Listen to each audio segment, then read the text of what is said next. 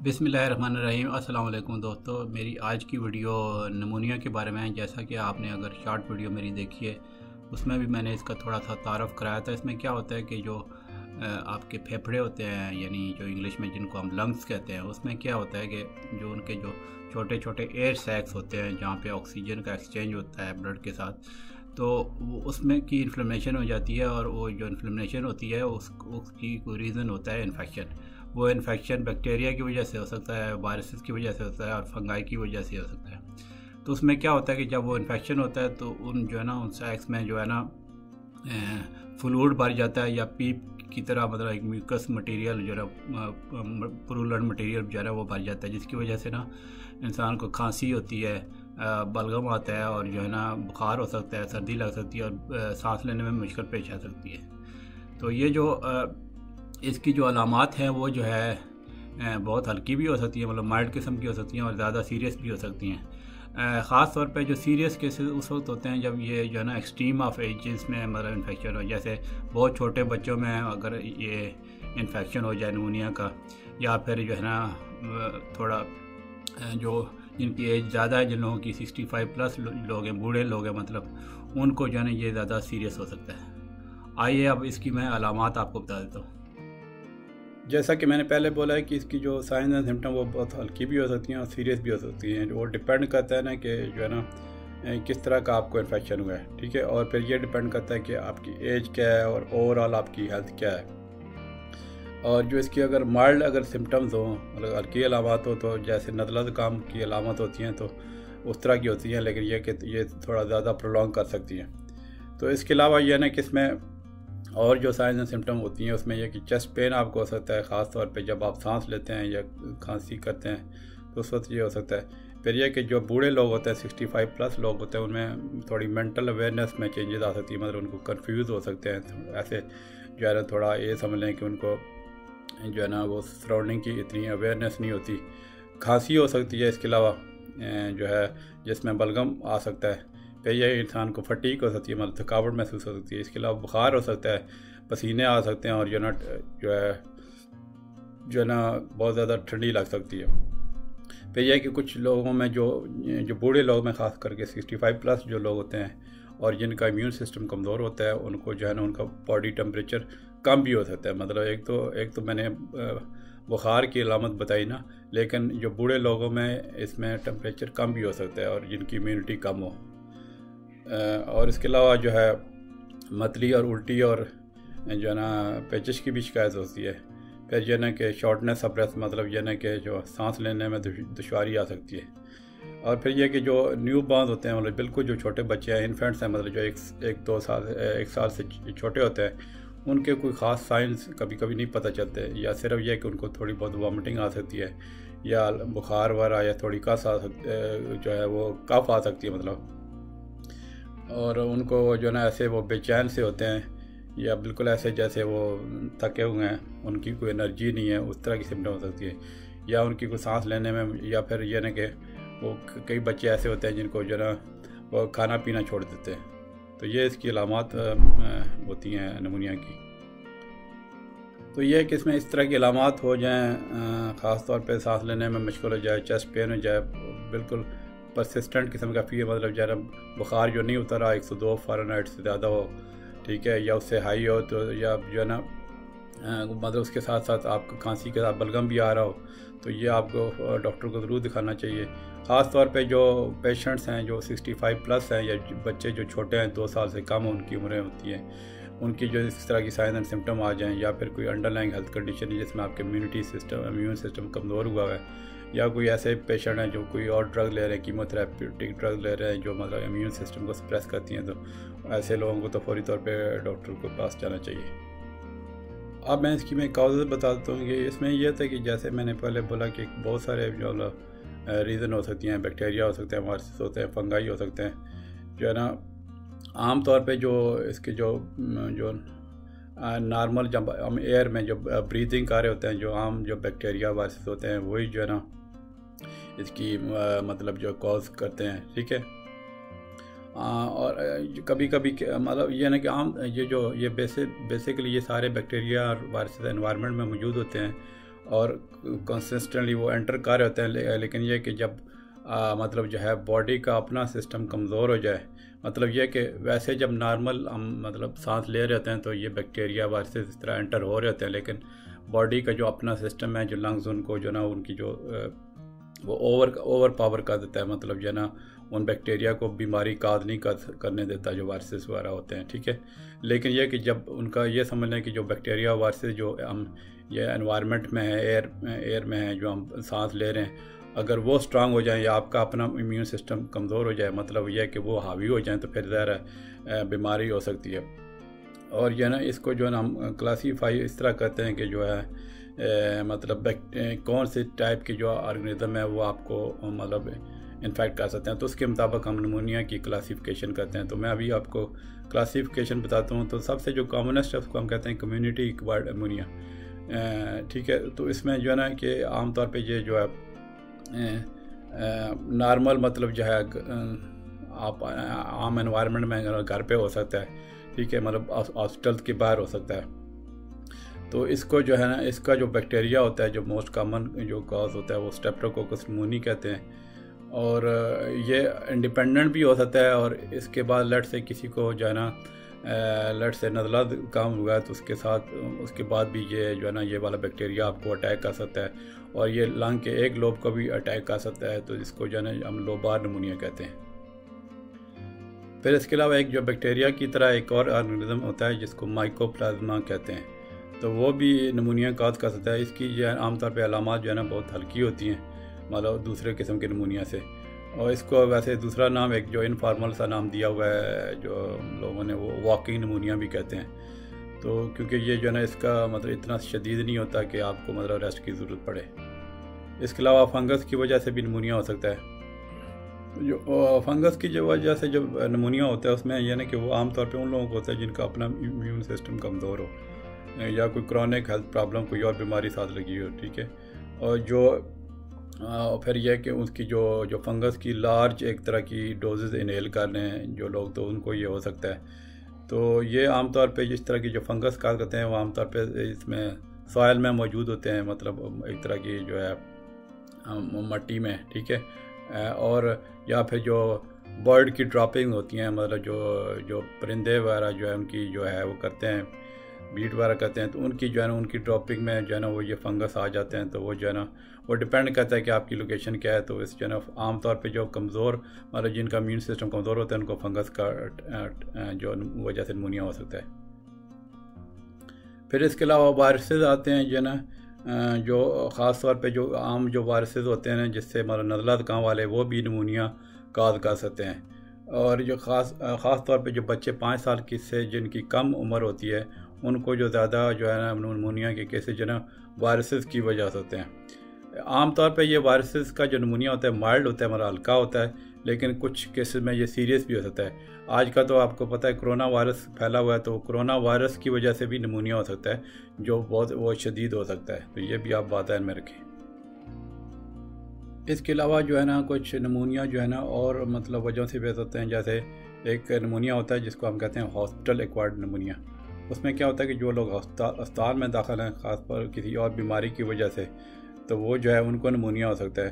ख़ास तौर पे जो कुछ सीरियसली अगर ज़्यादा बीमार हैं, वेंटिलेटर पे पड़े हुए हैं, तो वो जो है हमारा जो ब्रीदिंग मशीन होती हैं तो उनका उसमें जो निमोनिया का ज़्यादा रिस्क होता है। उसमें एक और जो ख़तरनाक बात क्या होती है कि ऐसे केसेस में जो बैक्टीरिया जो हॉस्पिटल एक्वायर्ड निमोनिया काज करते हैं वो जो है ना ज़्यादा डेंजरस मतलब होते हैं, और वो आम एंटीबायोटिक्स पे से रेजिस्टेंट होते हैं, तो वो जो है ना उनको ठीक करना भी बड़ा मुश्किल होता है। इसके अलावा इसी तरह से मिलता जो होता है हेल्थ केयर रिक्वायर्ड निमोनिया होता है। जो लोग मतलब हॉस्पिटल में अक्सर जाते रहते हैं अपनी कोई इलाज की फैसिलिटी के लिए, जैसे ओपीडी में, जैसे मिसाल के तौर पे किडनी के जो डायलिसिस सेंटर होते हैं उसमें जो पेशेंट अक्सर जो जाते हैं तो वो भी उनको निमोनिया हो सकता है, उसको हेल्थ केयर रिक्वायर्ड निमोनिया कहते हैं। ये भी तकरीबन हॉस्पिटल एक्वायर्ड निमोनिया से मिलता जुलता है, और इसके भी जो बैक्टीरिया होते हैं वो भी एंटीबायोटिक से खासे रेजिस्टेंस शो करते हैं। इसके अलावा जो है ना एक एक्सप्रेशन निमोनिया भी हो सकता है। उसमें ये होता है कि जब आप कोई मतलब ये एक्सीडेंटली आपका जो खुराक है मतलब लुकमा है या ड्रिंक है जो है ना वो जो है या वॉमिट है वो जो है या सलाइवा इवन वो आपके अगर लंग्स में चला जाए तो वो जो है वो एस्पिरेशन निमोनिया हो सकता है। तो उसमें यह है कि ख़ास तौर पे उन लोगों को होता है जिनको कोई ब्रेन इंजरी आई हुई है या स्वाल्विंग की प्रॉब्लम है, या फिर जो एक्सेसिव जो अगर अल्कोहल का यूज़ करते हैं या कोई ड्रग का यूज़ करते हैं, तो उनका जो नॉर्मल जो गैग रिफ्लेक्स होता है, मतलब जो प्रिवेंट करता है उसको एक्सप्रेशन से, वो डिस्टर्ब हो जाता है, तो उसकी वजह से एक्सप्रेशन निमोनिया हो सकता है। अब आपको मैं इसके रिस्क फैक्टर बताता हूँ निमोनिया के। तो रिस्क फैक्टर में इंपॉर्टेंट बात याद रखने की, जैसा कि मैंने पहले बताया कि जो बच्चे होते हैं ख़ासतौर पे 2 साल से कम जो है या बिल्कुल छोटे बच्चे होते हैं, उनको ज़्यादा जो है ना वो ये सीरियस हो सकता है। या फिर जो बूढ़े लोग हैं 65 प्लस हैं, उनको मतलब जो है ना ये ज़्यादा रिस्क हो सकता है जो निमोनिया का। तो इसके अलावा जो है जो लोग अस्पताल में दाखिल हैं, जैसे मैंने अभी बोला थोड़ी देर पहले कि जो वेंटिलेटर पे हैं, आईसीयू में एडमिट हैं और वेंटिलेटर पे पड़े हुए हैं, तो उनको अस्पताल निमोनिया का ज़्यादा रिस्क है। फिर या कुछ और बीमारी क्रॉनिक किसी बीमारी में मुब्तला हैं, जैसे COPD chronic obstructive pulmonary disease आती है, ठीक है, या कोई पुरानी हार्ट की प्रॉब्लम है, इस तरह की जो दमा का कोई शिकार है, जो पुरानी मतलब लंग्स की प्रॉब्लम कोई और लगी हुई है, तो उनको ज़्यादा रिस्क है। फिर जो लोग स्मोकिंग करते हैं, कोई जो नेचुरल स्मोकिंग की वजह से क्या होता है कि जो नेचुरल डिफेंसेस होते हैं, जो बैक्टीरिया वायरस के अलावा वो कम हो जाते हैं, तो इस वजह से निमोनिया ज़्यादा हो सकता है, मतलब ज़्यादा चांस है स्मोकर्स में निमोनिया का। और या फिर जिन लोगों का इम्यून सिस्टम कमज़ोर है, जैसे कोई HIV एड्स का शिकार है, या जिनको कोई आर्गन ट्रांसप्लांट है, या कोई कीमोथेरेपी या लॉन्ग टर्म जो स्टीरॉयड जो ले रहे हैं, तो उनको जो है ना ज़्यादा रिस्क है। अभी मैं इसकी कॉम्प्लिकेशन बताता हूँ। तो इसकी जो पेचीदगियाँ या कॉम्प्लिकेशन ये है कि ख़ास तौर पे जो इवन कुछ लोगों को इवन ट्रीट भी किया जाए, तो लेकिन जो हाई रिस्क ग्रुप्स होते हैं, तो उनको जो है ना जो मैंने पहले बताए हैं, उनको जो है कॉम्प्लिकेशन का ज़्यादा ख़तरा होता है। इसमें यह कि कॉम्प्लिकेशन ये कि जिसको हम बैक्टीरियमिया कहते हैं, मतलब ये है कि जो बैक्टीरिया जो आपकी जो निमोनिया काज करते हैं वो ब्लड में चले जाते हैं, मतलब और आर्गन को इन्फेक्ट कर सकते हैं, जो आर्गन फेलियर हो सकता है, तो ये एक कॉम्प्लिकेशन है, बैक्टीरियमिया कहते हैं। फिर ये कि सांस में बहुत मुश्किल होती है, ब्रीदिंग डिफ़िकल्टी, ख़ास तौर पे जो अंडरलाइन कोई लंग कंडीशन हो, तो उसमें फिर यह कि उनको फिर ऑक्सीजन रिक्वायर्ड होती है और उनको ICU में दाखिल करना पड़ सकता है, वेंटिलेटर पर डालना पड़ सकता है अगर शदीद सांस की मुश्किल हो जाए। और इसके अलावा जो है ना प्लूरल एफ्यूजन हो सकता है। प्लूरल एफ्यूजन ये होता है कि जो है ना आपकी जो स्पेस होती है, जो लंग्स की जो लेयर होती है, लंग्स की और जो है ना चेस्ट कैविटी के दरमियान जो स्पेस होता है, प्लूरा वो मतलब जो कहते हैं, उसको जो है ना उसमें इन्फेक्शन हो जाए, तो वो जो है मतलब जो फ्लूइड जो है वहाँ पे जमा हो जाए, ठीक है, तो वो जो है ना वो इन्फेक्शन काज कर सकता है। तो वो प्लूरल एफ्यूजन उसको फिर चेस्ट ट्यूब के ज़रिए ड्रेन करना पड़ता है या फिर सर्जरी करनी पड़ती है। तो ये प्लूरल एफ्यूजन की कॉम्प्लिकेशन हो सकती है। मतलब ये है ना कि जो लंग की जो थिन लेयर कवर करती है टिश्यू और जो चेस्ट कैविटी को जो कवर करती है प्लूरा, उसके दरमियान जो है ना वो फ्लूइड इकट्ठा हो जाता है, तो ये जो है ना उसको चेस्ट ट्यूब के ज़रिए ड्रेन करना पड़ता है, जैसे कभी कभी सर्जरी करवानी पड़ती है, तो इसको प्लूरल एफ्यूजन कहते हैं। तो ये एक कॉम्प्लिकेशन हो सकती है। इसके अलावा लंग एब्सेस हो सकती है। उसमें यह कि अगर लंग की कैविटी में जो है ना पीप पड़ जाए, तो वो जो है ना वो जो है वो एब्सेस बन सकती है। इसको आमतौर पर एंटीबायोटिक से ठीक किया जाता है, लेकिन ये कभी कभी किसी लॉन्ग नीडल से ड्रेनेज या सर्जरी भी करवानी पड़ सकती है एब्सेस को ठीक करने के लिए। अब मैं इसके प्रिवेंटिव में ये बताता हूँ। इसमें यह कि जो मतलब निमोनिया का कैसे बचा जा सकता है कि एक तो ज़ाहिर है जो इसकी वैक्सीनेशन करवाना ज़रूरी है, ठीक है, और फिर फ्लू शॉट भी जो आते हैं वो फ्लू शॉट भी लगवा लें, ठीक है।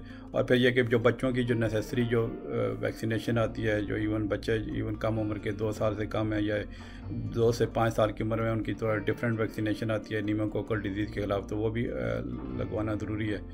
और बच्चों को जो है ना जो 6 महीने से बड़े बच्चे होते हैं उनको फ्लू शॉट भी हम रिकमेंड करते हैं, तो वो भी लगवा लें। फिर यह कि कोई जो है जब जो है गुड मतलब हाइजीन बंदे अपने आप को रखें कि उसमें यह कि इन्फेक्शन से अपने आप को बचाएं, ठीक है। मतलब जो आप प्रॉपर तरीके से हाथ धोएं, जो हम आजकल वैसे जो कोरोना के ख़िलाफ़ जो हम प्रिवेंटिव में ये बताते हैं कि बार बार हाथ धोते रहें, अपने आप को साफ सफाई रखें, साफ सुथरा रखें, जैसे रेस्पिरेटरी इन्फेक्शन से बच सकते हैं। फिर जो लोग स्मोकिंग करते हैं उनको स्मोकिंग के अगेंस्ट हम एडवाइस करते हैं कि स्मोकिंग ना करें।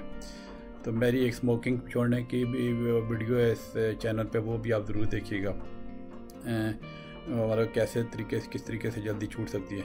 इसके अलावा जो है ना आप अपना इम्यून सिस्टम स्ट्रांग रखें, इसमें यह क्या सही नींद प्रॉपर लें, एक्सरसाइज रेगुलरली करें और डाइट अच्छी लें। मेरी इस हवाले से भी जो अच्छी जो एक मेरे इस चैनल हुबैत बीबी पे वीडियो है जिसमें मैंने टॉप फूड वाला अच्छी वाली जो 15 फूड्स का बताया कि अगर वो वाली आप फूड्स लेंगे तो जो है ना वो आपकी इम्यूनिटी स्ट्रांग हो सकती है। तो वो आप वीडियो बहुत इंपॉर्टेंट है, वो आप जो है ना वीडियो ज़रूर देखिएगा। अब आ जाते हैं कि इसको हम डायग्नोज कैसे करते हैं।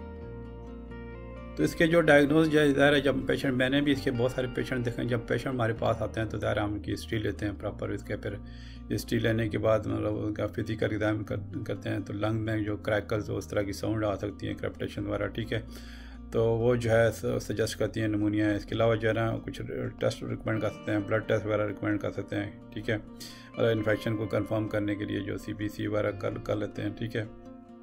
चेस्ट एक्सरे करा सकते हैं, चेस्ट एक्सरे में भी मतलब निमोनिया का पता चल सकता है, लेकिन चेस्ट एक्सरे में ये नहीं पता चलता कि कौन से ऑर्गेनिज्म की वजह से निमोनिया हो गया। इस वजह से मतलब जो है चेस्ट एक्सरे में ये नहीं मैं कहना चाह रहा हूँ कि इसका ये नहीं पता चलता कि किस ऑर्गेनिज्म से निमोनिया है, लेकिन ये पता चल जाता है आमतौर पे कि बंदे को निमोनिया हो गया।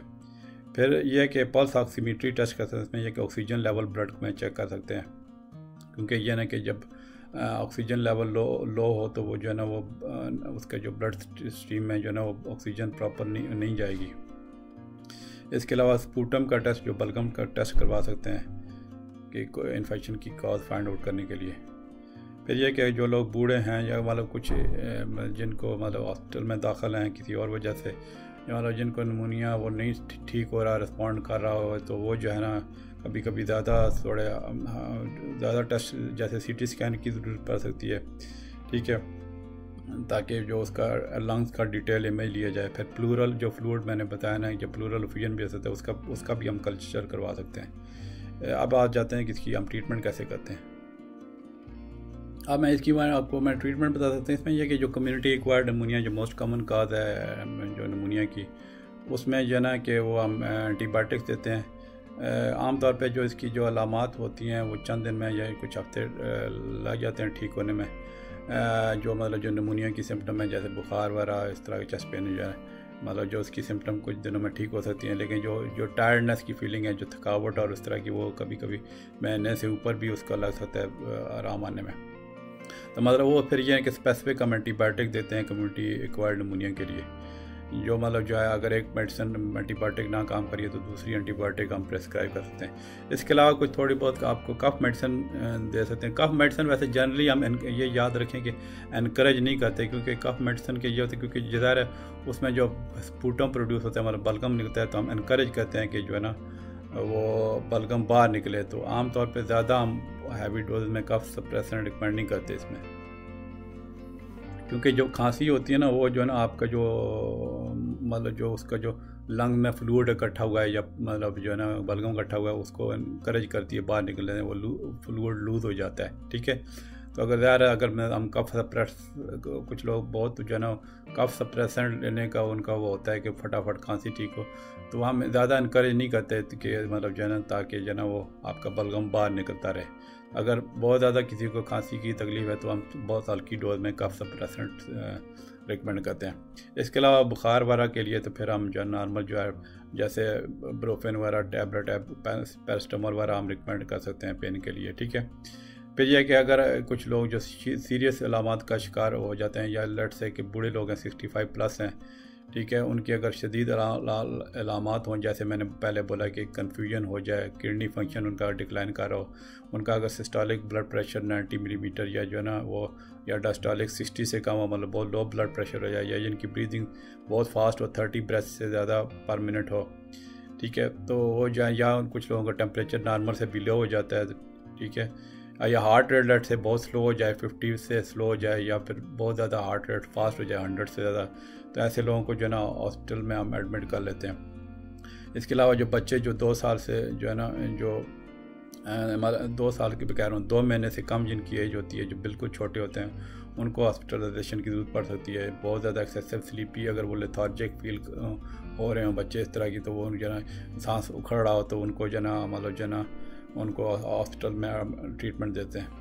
तो ये तो इसकी जो ट्रीटमेंट होगी, इसमें यह कि फिर ये कि लाइफस्टाइल एंड होम रेमेडीज़ का भी इम्पोर्टेंट रोल है कि आप जब बच्चों ख़ास तौर पे जो है ना, जब उनको हम ट्रीटमेंट स्टार्ट करते हैं तो उनको जब तक उनकी सिम्टम मुकम्मल तौर पर ठीक नहीं होती हैं और लोग जो है ना उनको बलगम मतलब आना बंद हो जाए, तब तक हम यही कहते हैं कि वो बच्चे रेस्ट करें, स्कूल ना जाएं, क्योंकि जो ना फिर से निमोनिया का दोबारा ख़तरा हो सकता है। तो इस वजह से प्रॉपर हम उसको जो फुली जब रिकवर हो जाते हैं बच्चे, तभी हम कहते हैं कि तब स्कूल जाएँ। फिर यह कि उनको हम ये कहते हैं कि अपने आपको बच्चों को हाइड्रेटेड रखें, कि मतलब फ्लूइड्स उनको प्लेंटी ऑफ फ्लूइड दें, ख़ास तौर पे पानी, ताकि जो है ना पानी बच्चे ज़्यादा पिएं, क्योंकि उससे ये ना कि उनका जो बलगम जो है ना वो लूज़ हो जाएगा, मतलब सख्त बलगम नहीं होगा। तो पानी अगर पानी की कमी होगी तो बलगम सख्त आएगा, तो फिर निमोनिया की अलामात वो ज़्यादा देर तक रह सकती हैं। फिर यह कि मेडिसिन का जो भी डॉक्टर ने रिकमेंड किया वो मेडिसिन का पूरा कोर्स लें, ठीक है, ताकि उनकी जो है ना सारा वो जो मतलब सारी जो अलामात हैं और जो पौध है उसके वो उस पर काबू पाया जा सके। तो ये तो मतलब इसकी जो मतलब जो लाइफस्टाइल एंड होम रेमेडी जो है ना, ये इसका भी आपको ख्याल रखना ज़रूरी है। तो मुझे उम्मीद है कि ये मेरी वीडियो निमोनिया के बारे में आप पसंद आई होगी। तो जो है ना, अगर आपको कोई इस तरह की बीमारी है या कोई और बीमारी है तो आप वीडियो के नीचे ज़रूर कमेंट कीजिएगा। मैं कोशिश करूँगा कि अगर आपको कोई भी बीमारी का शिकार हैं तो अगर आप मुझे कहते हैं तो मैं उस बीमारी पे इंशाल्लाह वीडियो बना दूँगा। लेकिन ये कि अगर मुझे टाइम नहीं मिलता तो मैं तो कमेंट के तकरीबन हर कमेंट के ज़रूर रिप्लाई करता हूँ, ठीक है। और अगर अभी तक आपने चैनल सब्सक्राइब नहीं किया तो ज़रूर करें और घंटी के निशान को क्लिक करें और फिर यह कि ऑल की ऑप्शन सेलेक्ट करें, ताकि जो भी मेरे आने वाली वीडियो हैं वो आप तक बर वक्त पहुँच सके। अगर वीडियो पसंद आती है तो आप इसको थम्स अप कीजिएगा, लाइक कीजिएगा, उसमें यह है कि मुझे इंकरेजमेंट होती है। तो फिर यह कि चूँकि ये जो बेतबीबी चैनल है बेसिकली खिदमत खल का चैनल है, तो आप जो है ना दूसरों के साथ वीडियो मेरी शेयर करके इंसानियत का भला कर सकते हैं। बहुत बहुत शुक्रिया वीडियो देखने का। इंशाल्लाह मिलते हैं अगली वीडियो में। ओके जी, अल्लाह हाफ़िज़।